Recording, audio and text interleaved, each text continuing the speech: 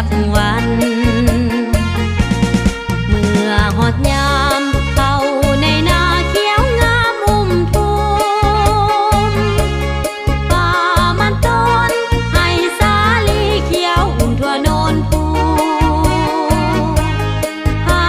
กะยอมว่าสาวบ้านเฮาจังแม่นเก่งแท้นาเฮ็ดนาก็ได้ไปลำเลียงก็เก่ง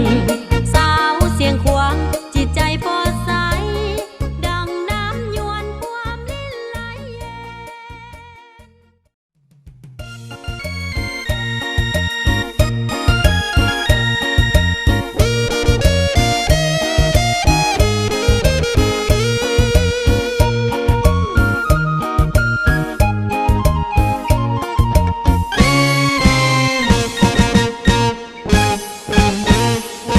เปรียบสองหน่วยตาสองแขนขาคนผู้เดียวลาวเวียดนามเพื่อนแพ้ความจะปืนยืนอยู่เคียงกันเตือนอยู่เมืองนั้นเฮาอยู่เบื้องนี้สองเปิ้นผู้ลวงพร้อมที่มันแนวอันเดียวกันเสียงปืนเพื่อนดังพร้อมๆกันกับของพวกเฮาสองสัตว์ลาวเวียดนามความดับศูนย์ศัตรูตัวเดียวเสียงเพื่อนใส่ยองเสียงเฮาใส่ยองดังแววพร้อมกันโคตรสานันพวกเฮาสลองใส่ดังแววพร้อมกันโคตรสานันพวกเฮาสลองใส่โอ้งามแท้เด้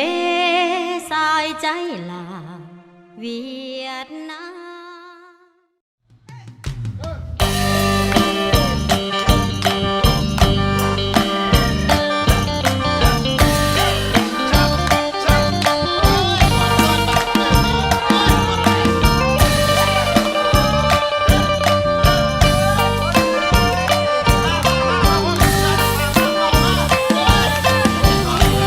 นางแมวเอ้ยขอสาวให้แน่บ่ได้แท้ๆก็ขอฟ้าขอฝนขอน้ำมนต์ละรดหัวนางแมว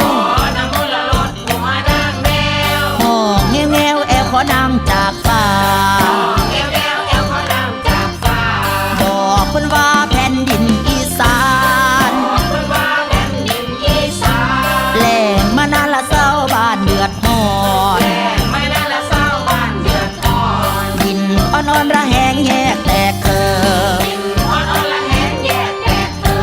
คนสิเงือกก็ตายก่อนเด้อสู่